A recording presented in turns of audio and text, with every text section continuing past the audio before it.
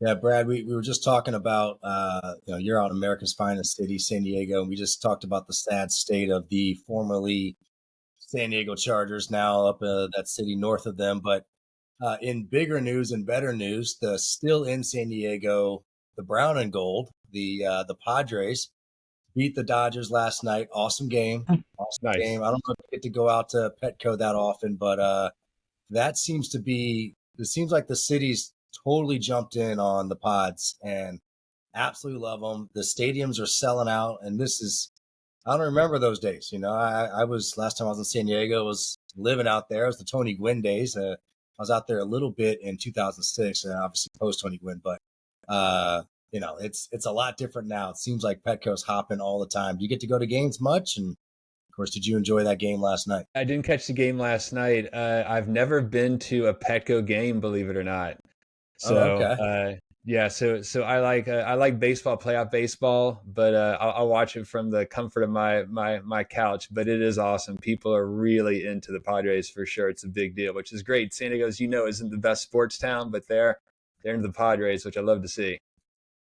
Yeah, that's a really awesome thing to see because back in the Chargers days, if they were good, they would get close to selling out. If they weren't good, or even if they were just mediocre, man, I can't tell you how many games I went to where, like, I think with a road team today, I mean, it'd be 60-40 Raiders fans or Steelers fans. And it's you're like, man, this is supposed to be a home game. And so, yeah, it's beautiful out there. I'm jealous for sure. And I'm hoping to get out there again soon, catch a Padres game. And Petco's great. If you get the chance, go check them out on a weekday when there's not as busy. But yeah, it's a fun stadium. Good beer there, good food there. And, you know, hopefully Tatis hits a home run.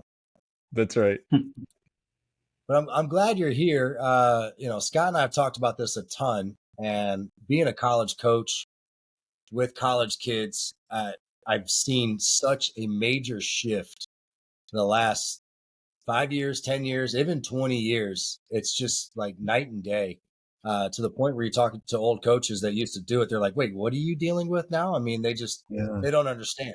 And I'm only 41, but I feel like I'm very old school at heart. I had a military dad growing up and one of those tough it out guys, rub dirt on it type guys. So I've kind of had a certain mindset, which right, wrong, and different, whatever. It's definitely guided my thought process when kids approach me with different issues. And long story short, I don't know. I don't know where to start with a lot of these kids. I kind of sit back and just let them give me their deal, and I talk to them. But as a coach, I'm going to jump into this right away. I'm very much into the tough love, the you're fine type deal, which Hmm. I don't know if I'm doing the right thing or not. And nobody's training us on how to be perfect at this. And outside looking in, I don't know if anybody's perfect at this. So, if you could start me off with some basic generic advice on how to start off my season. My guys checking in August. Let's have a little mental health powwow. How would you kick that off? What would you say? It's a great question. And one, to thank you guys for having me on. And just the fact that you want to find out how to do that is great, right? It means it's something on your radar. You're thinking of it, which is good because you know you're going to have players with some struggles in mental health. And so you already kind of have that awareness. And a place that I really like to start is that, how, like, if I could give one piece of advice to a coach, it would be to lead with vulnerability, right? So as you kind of said, Justin, you're kind of more old school and the kind of rub dirt on it and kind of power through it. And the truth is there's a lot of benefit in, we just want to equip the players with skills, right? Like they wouldn't come to preseason and you're like, hey, don't worry about working on your technical game this summer. Don't worry about the tactical. Don't worry about your fitness. Just show up on August 1st and we're going to start then, right? Yeah, You're right. like, no, here's what I want you to do all summer. And we're going to have a fitness test on August 1st. And we're going to see how many of you put in the work this summer, right? Love that. Everybody knows it's coming. Well, the same thing can be on the mental side, right? And so it's just that there's a great quote by the Navy SEALs that says, we don't rise to the occasion, we sink to our level of training. So a lot of Mm, times why we're struggling on the mental side is we just haven't been taught how to manage it. And it's not that we're incapable of learning how to manage the mental side. It's not that there's no way we can learn to improve our mental health to bolster it. and to also increase our resilience and build a focus and bounce back from mistakes. All those things we can develop, but we just haven't been trained how to do it.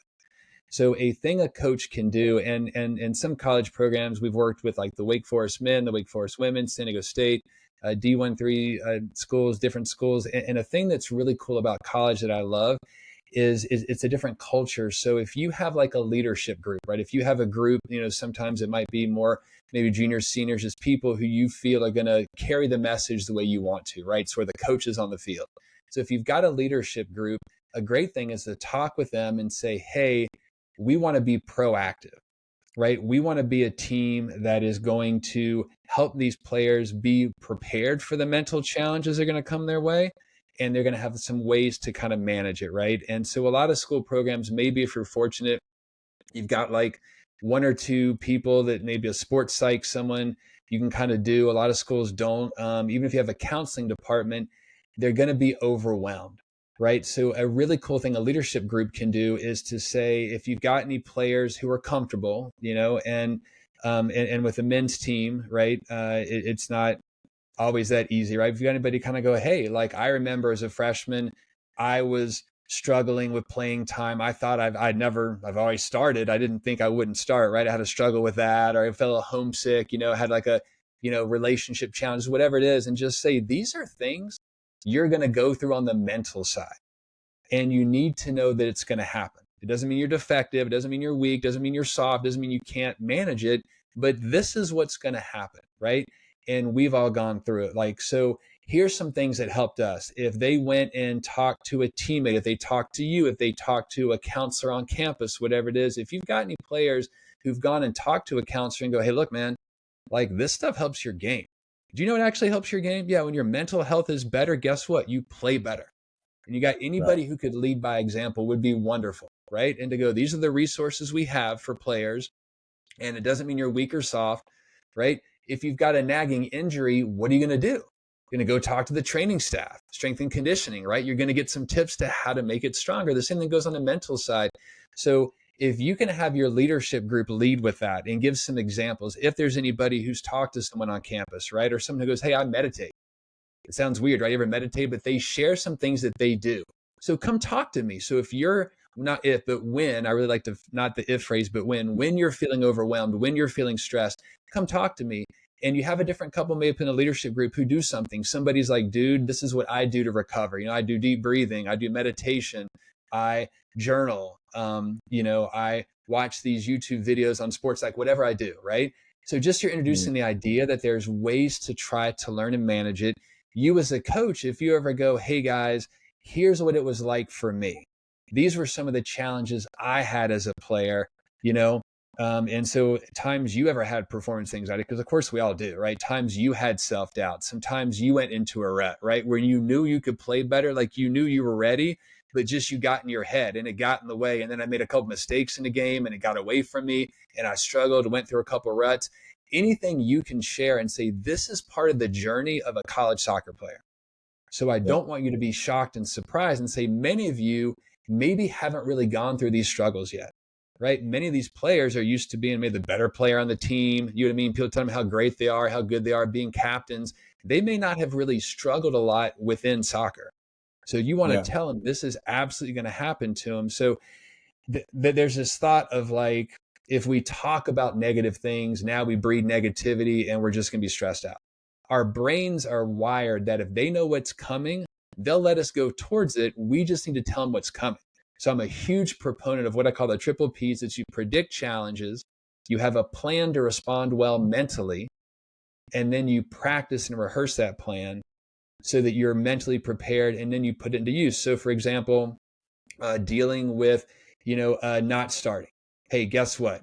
Some of you on this team, you're not going to be starting and you're not used to it. Your brain's going to go into this. So our brain goes into two main modes, right? There's threat mode, that something's not right, something's not right. There's challenge mode, which is like go towards the challenge. We're constantly trying to prevent our brain going to threat mode, which it's wired to do a lot, and trying to steer it towards challenge mode.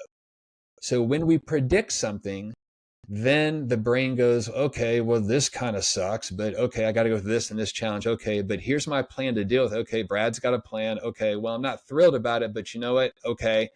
And then I put in practice. Let's take the fitness test, for example. A ton of your players are going to have high anxiety about the fitness test.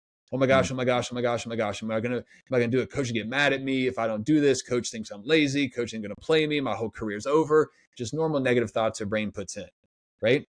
So players mentally prepare for that. Hopefully they physically prepare by getting fit. They mentally prepare to go, of course I'm going to have self-doubt. So as a coach, things you can do is talk about, hey, self-doubt is part of every single game. This is going to happen to you. Don't fear it. Don't dread it. Don't get freaked out like, oh my gosh, I'm going to like have anxiety. Go, of course I am. Anything that matters to you, you are 100% going to have some anxiety and self-doubt around it, right? That's how the brain works. So let's not be freaked out and surprised by it.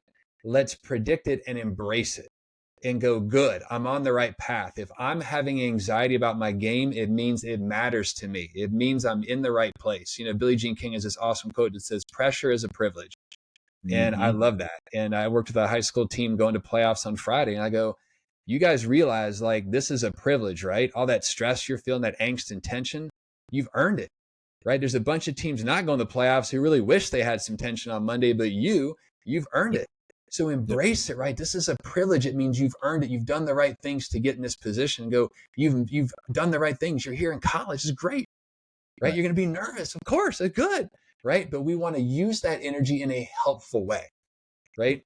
So I know I kind of went on about 10 different things there, but if you can model for them and just say, look, man, this is part of the game. I've gone through it before. You know, you might look at me and think, no, like I struggle with self-doubt at times. I would make mistakes and get stuck in it. You just doing any kind of modeling and saying, this is going to happen to you and saying, so when you have this happen, don't fear and dread it. Let's figure out tools to manage it. So that's the next piece is where they get those tools to manage the mental side. But you as a coach doing that, like it's so powerful when a coach comes in before a big game and just kind of has a smile on their face, right? And goes, hey, how's everybody doing? Yeah. What's going on, everybody? Don't feel nervous yet? Of course you are. Yeah, me too, man. Isn't it great? Look, we're here. Means we're all in the right place, right? It means it matters to all of us. This is awesome. All right. So let's talk about what we're going to do today. That little bit is huge, right? Again, saying what it is. So many times, especially as guys, Lord knows when I was in college, coach, would like, so I was on the bench a lot and he'd look at me, right? There's always that second half kind of looking down the bench. And my coach was Walt Chizowich, Walt Chizowich, legendary Walt Chizowich, right? He just would look, he's so intimidating. He'd look at me. I'd always be like, look confident. Inside I'm just like freaking out, right? They'd be like, hey, how you feeling today? Feeling great, coach. Feeling great. Inside I'm like a freaking basket. I'm feeling great, coach. Ready to go. Look at me on this. I just give that silent nod, like I'm gonna go eat it up, coach. Put me in, right? Inside, part of me is like, oh my God, what if you go in, right? So as a coach, just naming it is a huge way to take a lot of power away from that anxiety and stress. Yeah, we had a lot of good stuff in there. I'm gonna pick on Scott a little bit here, but you just brought up a good point about kind of like just somebody in power, whether it's you talk about the coach here, but it could be the leader, the captain. There's a famous story, Joe Montana in the Super Bowl fourth quarter against the Bengals. Sorry, Scott. Joe Montana's walking into the huddle. They're losing. It's the game-winning drive. It ends up being the game-winning drive, and he walks in the huddle and just kind of like looks past and says, "Is that John Candy over there?" And you can just see the whole team, like they're in the Super Bowl with a minute to go, and they're like, "Oh yeah, John Candy." Like they totally like. I don't know if that's what won them the game, but it totally was like, all right, let's just get to work. To your point about, well, now we're in these moments. Now we're going to go back to, what was your quote about practice? This is, who we are now is what we've done is practice. I forget what your exact quote was. It's a great quote, but you got me. I'm writing a bunch of notes, buddy. I like to take notes from these things. I listen to old coaches or other coaches. One of my good buddies, Mike Singleton's been on this podcast a lot. I'm happy he got a new job. I don't have to coach against him anymore. But I stole an idea for him about mentors. And so I now have an incoming kid coming in. They've all been assigned a player as a mentor. I love and it. basically I stole the idea straight from Mike's. It's Hall's idea. It's beautiful stuff. And I lean on those mentors to call over and say, simple stuff like, how's the rooming going? Have you figured out your stuff for move-in and all that good stuff, but also, hey, now I'm going to start adding in some examples of what you're going to face as an incoming kid. And here's some advice on how to handle it, which is great. That's why you see me kind of like feverishly writing stuff down. But Well, it's well, look, important. Hold on a sec, G. It's important. Bengals, I believe, have been to more Super Bowls than the Chargers, but that's not the important 100%. part. So it's important to know that someone else has been through what you're feeling, right? I mean, that's the whole point of that, is like, just, as someone who's been through it, to share that with someone who is getting ready to go through the same experience. It's important for them to know that, hey, I'm not the pioneer here. I know that everyone's felt it. So sorry, I didn't mean to cut you off, Cheese, but no, I just wanted you're to make good. that point. Yeah, and that's an important point because we've all technically been through it and we've all handled it differently. And so when we see a kid doing it different than us, this is where I struggle, where I'm like, this is not a big deal, but it is to the kid. And so like, it's hard for me to push past, like, all right, this is how I would have handled it, but let me help you handle it, because they are different today. But you kind of talked about tools for the mental side. And I love talking about this. What tools, what solutions, what practices can these kids, they're all finishing their high school seasons. My guys are all done. They went home. They're home for the summer or wherever they're going for the summer for internships and jobs and playing and all this fun stuff. What are some activities they can do? What are some practices you could do where they don't need to talk to a professional? This is simply, I'm making myself better mentally. What are some of the tasks that you can give them? Yeah. So I would say one of the things they're going to have to be able to do is to manage their emotion, right? That sort of, we've kind of got two parts of the brain we'll kind of think about, call it thinking brain and emotional brain. So thinking brain, we'll say, is like behind our forehead here. It uses more facts, right? It's more logical. And the emotional brain, kind of this back part behind our head, this is just like the animal brain. It's exactly the same. That's where our fight or flight is, our threat detection center is. So there's something called flipping our lid. If we kind of think like, here's my emotional brain and my thinking brain, my fingers, and here's my emotional brain, the thumb. If I tuck it under, that's where at now. I feel emotion, which we want to feel, by the way, but my thinking brain interprets it, right? So I'm now, say, going to my game and, Coach Justin goes, Brad, of course you're nervous. My thinking brain goes, okay, so I'm having self-doubt that I'm going to freaking blow it for the team and I'm the reason we're going to lose today. But coach reminds me that that's just part of what the brain does to try to make me avoid difficult things. So, okay, it doesn't mean it's actually going to happen. Okay, I can think about my emotion, right? Oh my God, it feels like my mistake that I just made is the worst mistake ever. My college career is done. But my thinking brain goes, no, it's a mistake. It's a big one, but let's learn from it and grow. You got a lot of season left. Show people how you bounce back, showcase your mental game. Let's go. So we want to find out how to activate our thinking brain, how to get it online. The quickest, most effective way to do that is deep breathing. And so we're often taught to breathe, breathe, breathe, but it's like, what does that mean? I'll be honest that, Justin, when I first learned almost every one of these mental tools, I thought they all were weird. I was like, this is weird. I'm like, I'm kind of an old school guy. I'm like, no, I'm not going to have athletes breathe. They're going to look at me like, this is stupid. I go, I don't think it works. And so I did it for about a week. I'm like, it's okay. I did it for a couple weeks. I'm like, whoa, did it for a month. I'm like, yes. And it is about 95% of the athletes I work with go, this changes. I've worked with pro athletes who've never used deep breathing, which is always shocking to me. And they learn it and go, oh my God, this is amazing. How did I not know about this? I'm thinking the same thing, like, how are you a pro without doing it? Well, now you got this tool, man, you are going to be set. So deep breathing. So, there are some things on, obviously, soccer resilience. We have these really cool courses that are designed for athletes that walks them through all this stuff. But, that would be a recommendation, obviously. But you can go on YouTube and just look up like deep breathing, right? And so finding kind of those ways where you learn breathing techniques and you start practicing it in the summer. So when you get to preseason, your brain's already trained. You know how to manage your emotion, right? That hour before, a really cool thing, an hour before a game or training is what we call 4-2-4 breathing. You breathe in through your nose for 4. You hold your breath for 2 and then out for 4. You do that 6 times and that's 60 seconds. And now your brain is more calm and clear. Your mind's released some tension. You're in the present moment. And now you can execute the way you can, right? A lot of times with performance, your players' bodies know what to do. They've been trained over and over and over and over and over again, right? They know how to do lots of things. It's the mind that gets in the way. Our mind gets tense, we get stressed, we lose focus, we get emotionally hijacked. We've got to bring that emotion back in, be in the present moment. That's the superpower. So literally, teaching them how to do 4-2-4 breathing, right? Breathe in through your nose for 4, hold it for 2, do it out for 4. If they can learn a breathing technique like that and start practicing, by the time we get to preseason, that thing is going to be a great outlet for them. And they can do that with those nerves before the fitness test. One of our ambassadors, Michelle Beda's place for Gotham FC, she said about 6 years ago, I think she's maybe with Portland, I can't remember, but the trainer was like, you all look all stressed. He's like, no, this is right before the fitness test. He had them do breathing for a minute. He goes, now you're ready for the fitness test. And she goes, oh my gosh, we were so much better for it. Right. So it's crucial for performance, managing our emotion. You can do a breathing reset. That's a tool on board we have to have. In the middle of the game, I make a mistake, and a simple reset can just be my leg, next play.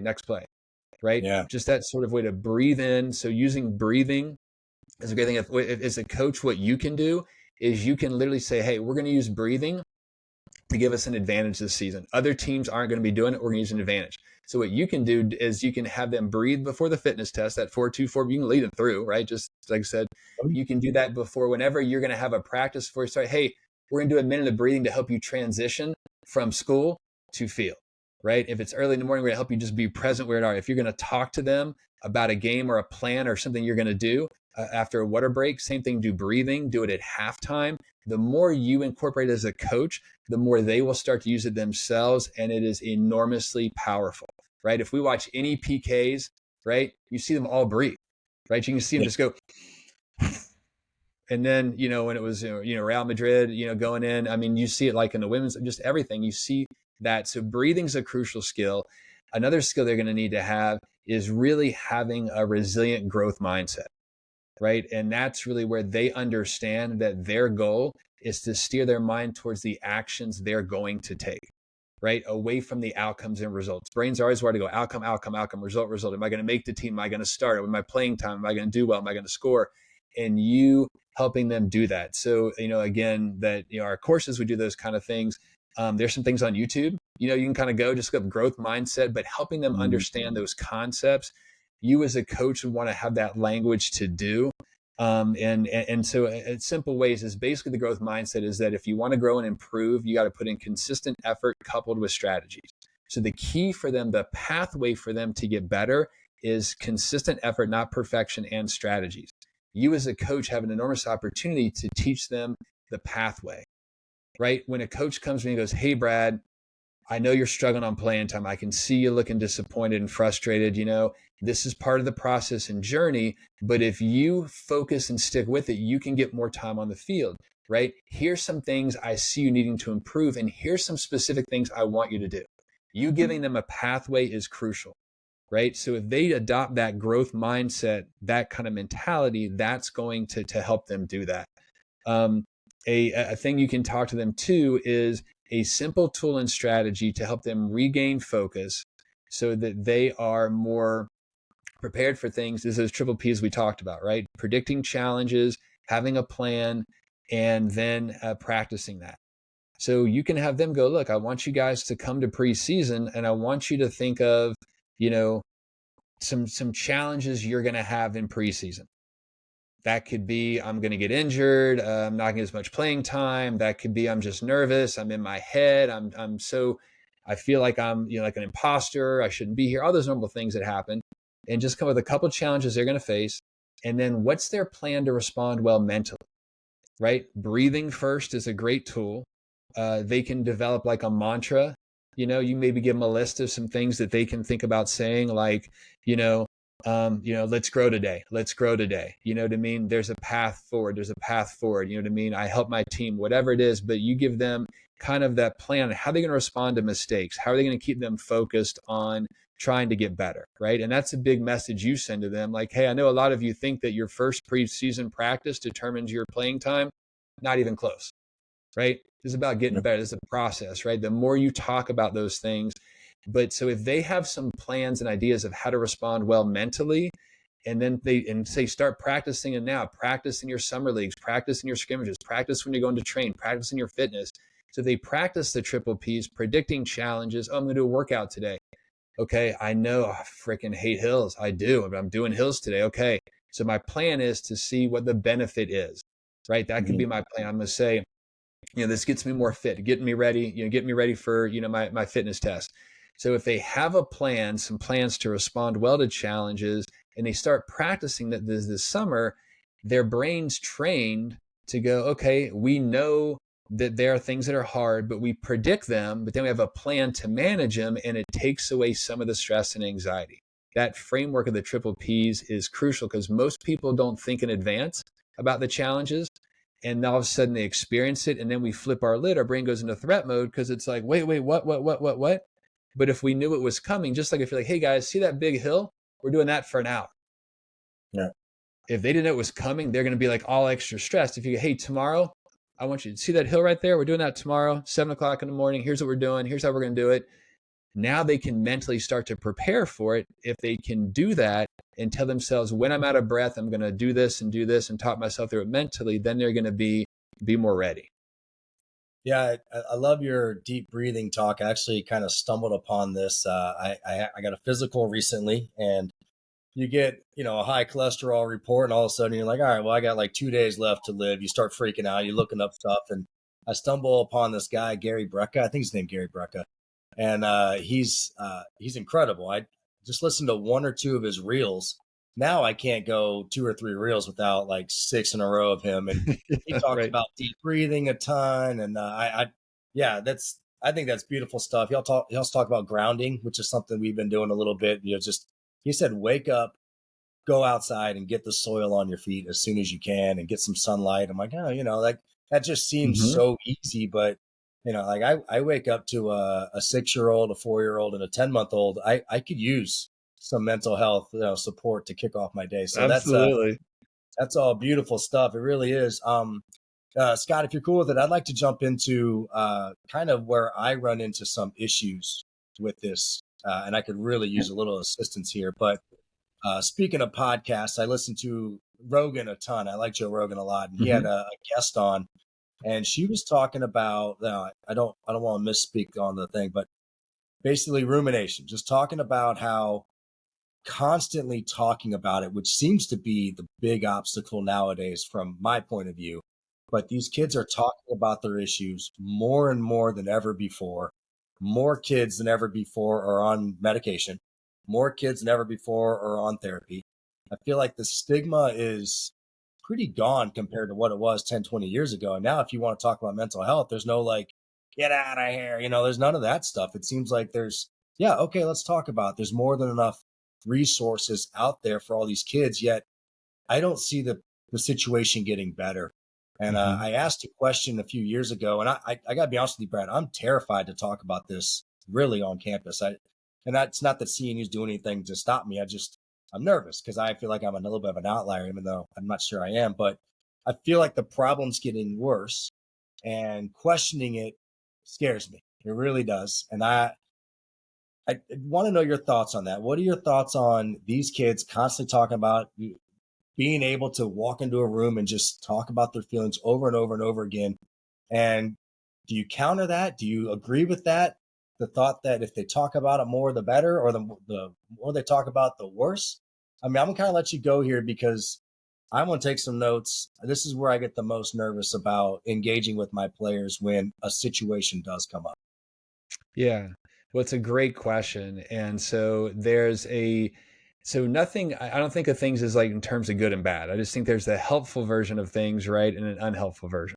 So being able to talk about something you're feeling has a very helpful version, right? We know that if we keep it inside, it doesn't go away. It just comes out in times we don't want to, right? Trust me, when I was at Waking Up Performance Anxiety, my greatest mental skill was perseverance. Like I could just bury that noise, but it always came back, and often at the worst times, right? So it doesn't go away. It's like if I've got a stomach ache and it's bugging me, I go, well, it'll just disappear, right? It's like if there's something going on, it's just going to fester eventually. Now it's like a big deal. So listening to being able to talk about how we're feeling, what we're thinking can be very helpful. There's like a way, it depends on how we receive it, right? If someone validates, if I go, man, I'm feeling really stressed, and someone goes, why? That's like stupid. Well, that's clearly not going to help me, right? So if somebody can just go, yeah, dude, I get it, right? That's really helpful. That's validation, makes me go, okay, I'm not crazy. This makes sense. Why I'm feeling stressed or worried or frustrated, disappointed. Okay, that makes sense, right? So there's a helpful version of listening. If I just talk for 10 hours about how I'm feeling there's a point where at some point it's probably not going to be as helpful. And I need some strategies. I need like, well, what am I going to do about it? Right. So when I think of emotions, when I work with athletes, I work with people in my clinical practice outside of athletes as well, I call it the triple A's. And this is how we can manage emotion. The first A is we want to acknowledge how we're feeling. I need to go, yeah, I'm feeling stressed, I'm feeling worried, I'm feeling frustrated. So that's what I do for myself, right? And the reason being is that what we tend to do is avoid. Our brain's wired to basically keep us alive, right? It's wired for protection. It's not wired for mental health, well-being, performance, or anything. Brain's like, I don't really care, dude. If you're alive, job done, next, move on, right? So our brain is 80% of our daily thoughts are negative. This is the average person, the average day. We are hardwired to have 4 negative thoughts in our head to every 1 positive thought. This is why we're all prone to more anxiety and depression and stress, because our brain's wired to go negative. And the brain's number one solution to any potential emotional or physical danger is avoid, right? Again, it comes back to we lived in caves. There were saber-tooth tigers. Every time we left the cave, we could die. The only chance we had to survive is our brain was like, okay, dude, like we're going to notice danger in the present, predict it in the future. And when you encounter it in the past, you never forget it. And the brain's number one solution was, right. Yeah. It's like avoid, right? You and I are like, I'm like, Justin, dude, I'm skin and bones. You're like, me too. We're starving to death. Let's get some food. And the brain goes, but you could die. Pretty good point. And so we'd avoid until it got to a point where we were going to die unless we got food, right? So our brain's number one solution to physical danger, but also emotional discomfort, is avoid. So many people want to avoid their emotions because they're uncomfortable with them. And that's not mental toughness, right? I'm not mentally tough if I bury my emotions and power through because I'm afraid of my emotions, right? So what you want to do is you want to acknowledge them and go, yeah, I'm feeling nervous. Yeah, I'm having self-doubt. Yeah, I'm sad. Yeah, I'm frustrated. So by acknowledging it, we take a lot of the power away from it. So many athletes will go, oh my gosh, I just don't want to be nervous today. It's my first college game. I don't want to be nervous. And what they're doing is they're feeding that anxiety, they're just dumping fuel all over it. So their brain's like, wait, being nervous is bad. Okay, let's be on alert for Brad to be nervous. So of course I get nervous, and now I've made it way bigger. So we don't want to fear emotions because then we make them bigger, but we also don't want to feed them. We also want to fight them. So my first 2 years at Wake, I feared anxiety. I would just be like, please don't let me get nervous. And then when I did, I'd be like, no, not now, right? Well, then the last 3 years, I was like, okay, you know what, anxiety? F you, I got you, here we go. And I would just plow through it and be like, right? But what I didn't realize is I fed it every time. I could power through it most of the time, but I made it that much bigger the next time and next time and next time. So I created this thing. So we don't want to fear it. We don't want to fight it. We want to acknowledge it and go, yeah, I'm feeling this way. It takes a lot of power away. So that's the first step, is we acknowledge what we're feeling. The second step is we need to accept what's happening. We need to accept what has happened from 1 second ago to 10 years ago, meaning what has led up to this exact moment has already happened. I can't change the past. I can't unring the bell, can't put the toothpaste back in the tube. So I need to accept that's where things are.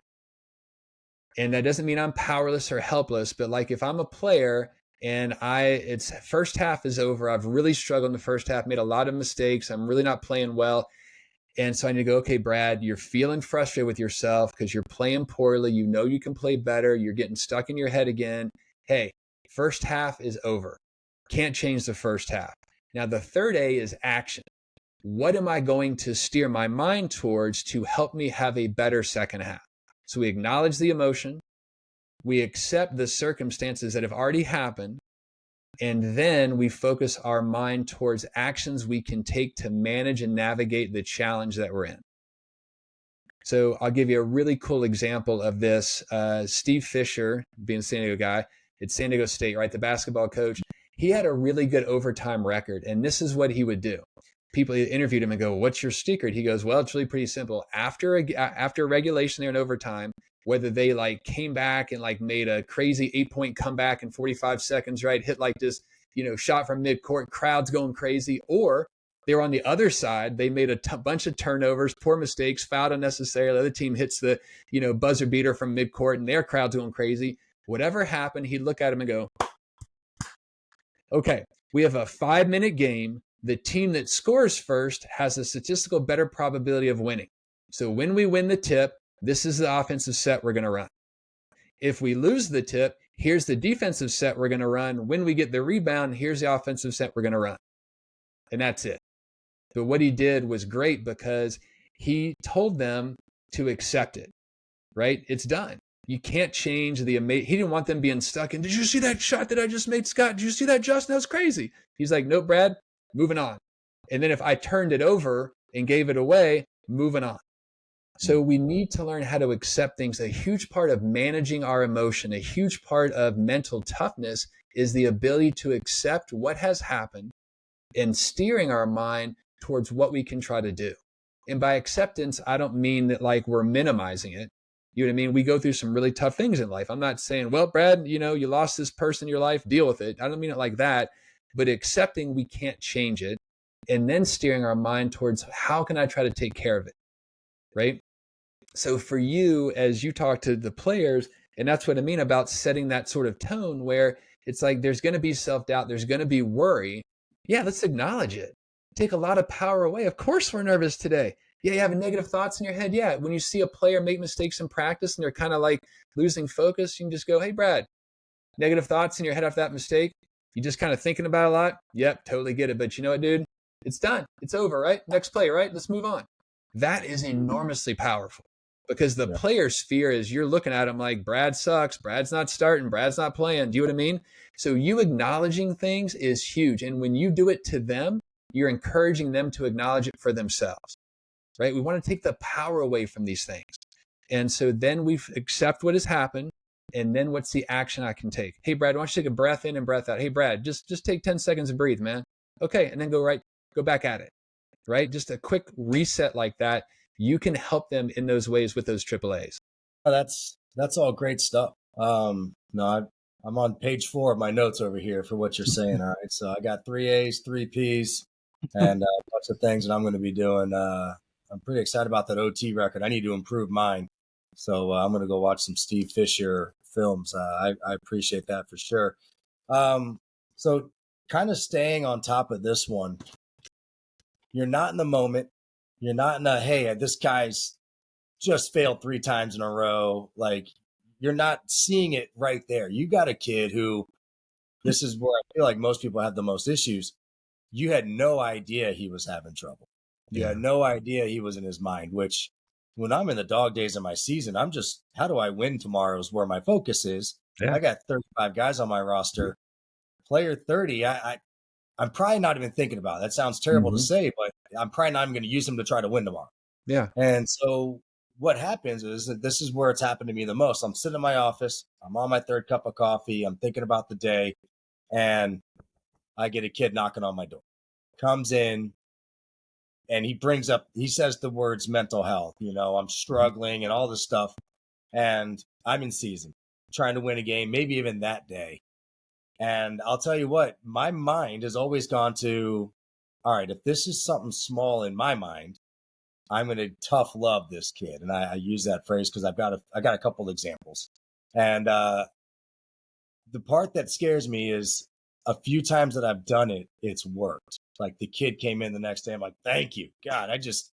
I needed a kick in the butt there. That one, I was kind of upset about one thing. I had a great kid come in the office. I love this kid to death. He's a senior, beautiful girlfriend, straight A's, loved me on the soccer team. He's going to have 10 of the guys at his wedding and is standing next to him. Like you would look like, oh, he's got a great life going on. He comes in talking about his mental health. And I'm like, I didn't understand other than, oh, you're just not playing that much. You want to play more. And I took that risk. I called him out on that.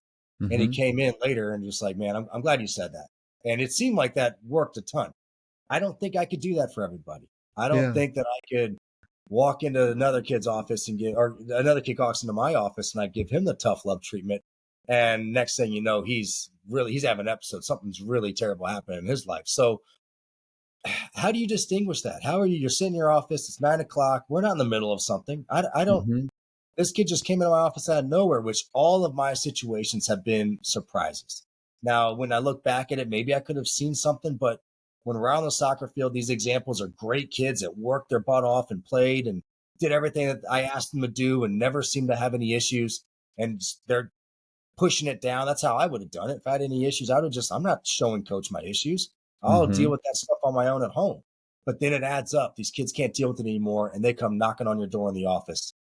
Like, what's your advice to a coach? What's your advice to a parent? Maybe the parent's experiencing this, just a friend that had no idea that their buddy's experiencing these things. And not just what's your advice to that, but what is your advice to that guy that's like, all right, this seems like a small issue.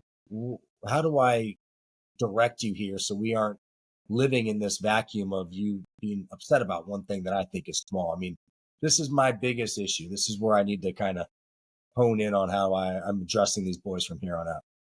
Yeah. Well, again, I think it's great that you're wanting to find some additional tools and strategies to try to help your players, right?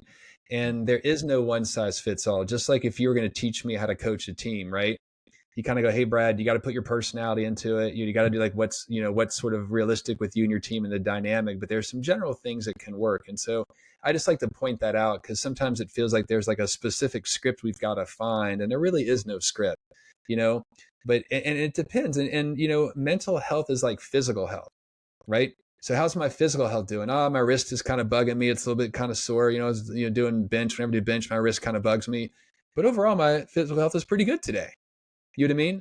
So mental health can be the same way, right? When someone's like, kids use the term mental health. It doesn't always mean like severe depression, severe anxiety. You know what I mean? It doesn't mean that. It could mean that.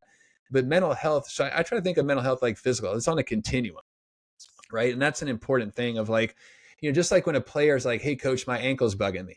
You kind of see that his physical health and his ankle on a continuum, right? You're trying to gauge like, where is he? Is he like, okay, this is something just a little bit sore, but he's not really going to damage it by training. Yeah, keep going, you're fine. Or like, no, this might be a referral to the trainer, you know what I mean? Or, to someone to kind of the doc, sports doc, whatever, someone to kind of check it out to kind of see how he's kind of doing. And I think of the same thing the same way. So, that if someone comes in, one, I think you can just be like, for any boy, especially in college, to come to you and talk to you, that takes some courage, right? So I would encourage you to be like, hey, it shows a lot of courage to come in and share something. It's not easy to share those things. I appreciate you doing that. And that acknowledgement's big because most of those kids are walking in like, coach is going to think I'm weak. Coach thinks I'm soft. This is a bad idea. I'm blowing it. I'm stupid. I'm stupid. I'm stupid. Right. So That's anything how you can we just be up, right? totally. Right. I mean, again, I never told my coaches that, but I mean, they could tell. I mean, my coaches, luckily in their wisdom, they didn't have to get on me and hammer me because I was doing plenty of that myself. I mean, they would get on me, but they don't, you know what I mean? But they could recognize. And so I think that's important just to start there. Right. And you listen and someone's like, yeah, coach, this is frustrating. I'm feeling stressed, and just going, yeah. Like you kind of said, like, I get it. It's like, in this case, the player well, he's a senior. So you've gotten a good sense of this kid and you're kind of like, hey, I'm wondering if that's related to your playing time. You know what I mean? I'm wondering if that's kind of what's going on. And that seemed to work. Right. So I think for kids that well, you know what I mean? You know sort of about them and stuff. There's some things you can kind of check in, That right. but I think that, whatever your school does, that you can say, hey, we've got resources available to you. You know what I mean? We've got a counseling center you can check into. And so then you don't have to figure it out, right? That's too much pressure for you as their coach to go, okay, like, where's their mental health? Like, are they okay, not okay? And those types of things. You can phrase things like, hey, I'm wondering if this is really a lot about your playing time. You know what I mean? You're a senior. It's important to you. I'm wondering if that's kind of what's going on. And if it is, this might be a couple ways to think about it. So, you know what I mean? So you've kind of said, I'm wondering if, right, this could be it. You're not saying that's the only thing. And you can say to a kid and go, hey, you know what? That what I would encourage, like, to me, I have athletes come in sometimes who are like, meet with me once. I kind of got what I needed. I'm good. You know what I mean? I had people come in once. And so I think letting them know, again, you being proactive on August 1st and you having the mentors, being able to, they all know about what the resources are for players, I think is important too. Not they're trying to be their therapist, but you say, hey, every one of you at some point is going to like benefit from talking to someone, right? Going to help you learn how to like manage the stress of school. Because if they go see a therapist, guess what they get? They get tools, right? I mean, that's the whole point. Like, don't we want these kids to have tools and strategies? Or is it like, nope, you figured out, right? There's the old school mentality of like, well, Brad, you don't know how to swim. I'm going to throw you in the deep end. Let's see how it goes. Now that works for some people, but a lot of people drown, right? But what if we actually taught kids how to swim and then we put them in the deep end? I mean, it makes sense, right? So when you think about mental health, it's like, hey, you know what? We've got some great resources here. You might want to go check in with someone. because that person can give them tools and strategies to manage their stress and do things, which is going to come back and make it much more likely they perform better. So this is in your best interest as a coach, right? And so it's like saying, like, here's a counseling resource. You're not saying like, I think you are defective. You know what I mean? I think you can't function if you don't go do it, but here's a place to go if you need it. Like, to me, like, that would be a mandatory thing to pass on. Like, hey, when your body's not feeling right, here's the people you talk to. You know what I mean? So the mental side's the same way. And, you know, that sometimes there's a belief of like, well, if we offer people mental health counseling, now it's going to become worse. You know, as a psychologist, and I can't speak for all therapists and stuff, I've never once had the worry that by coming to see me, it gets worse. And that it doesn't really work that way, right? Because you're giving tools and strategies. Like, it's like, hey, my left foot, I struggle crossing my left foot, Coach Justin. You got a referral. You go, yeah, here's this guy in town. He's really good helping people like you work on your left foot. The odds of my left foot getting worse, unless the person's like telling me something that's just completely ridiculous, is not very high, right? It's going to get better. So it's thinking of mental health like physical health and fitness and tactical and technical training, right? That's the fourth pillar that doesn't get the love. We just need skills. So them going to talk to someone, it's great. Then they can work through the stress, because we all know the stress of relationships, friends, being in college absolutely takes away from our focus on the field. Yeah. Yeah, no, there's definitely a lot to unpack. I mean, just basically in general, not just me for my players or whatever, just in general, young person's listening to this, like they might be having some issues.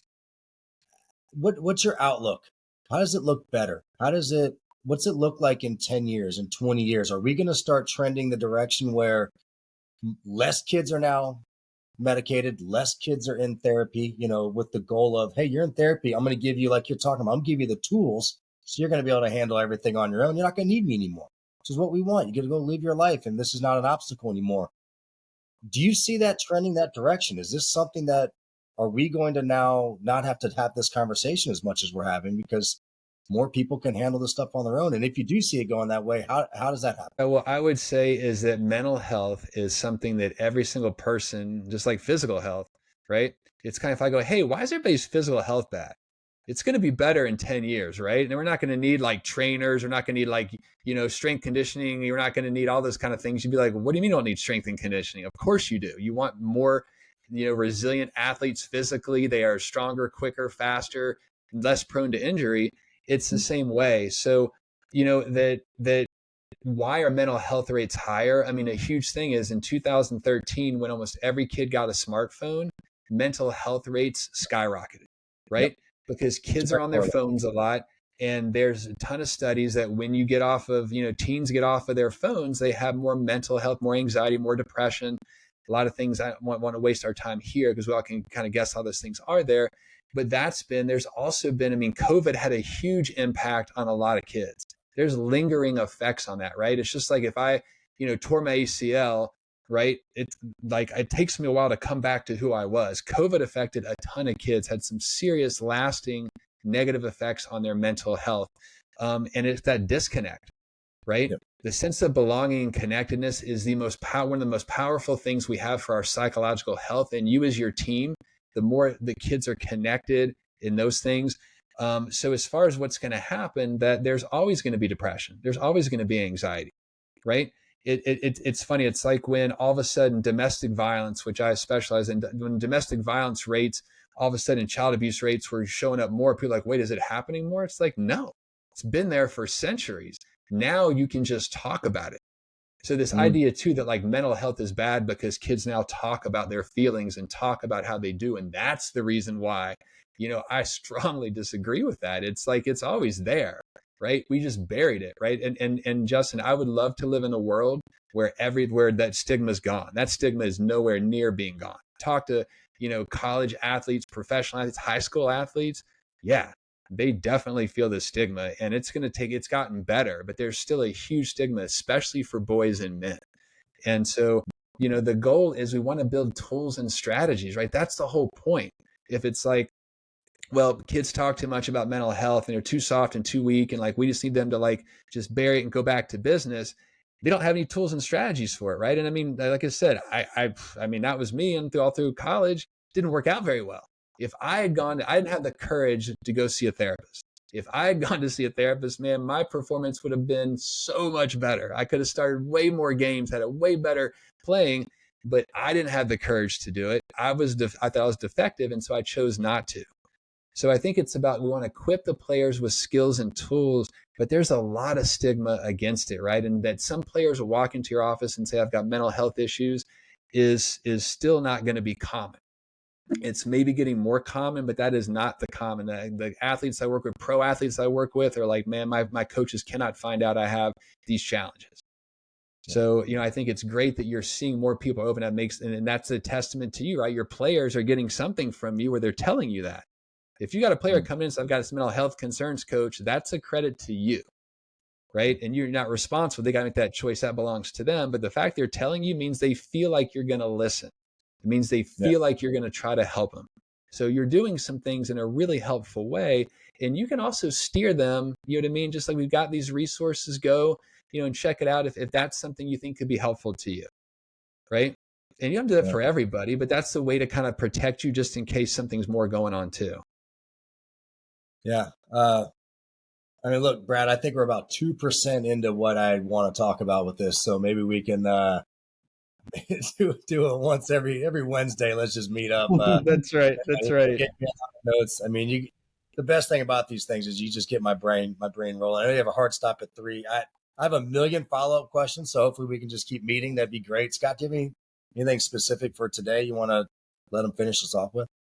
Well, I mean, there's so much that we touched on, or that you touched on, that I'd love to ask about as well. So maybe we just table it and agree to meet again sooner than the last span it was between the last one we did, because it's always super valuable, and you bring 100%. A ton of insight. So yeah.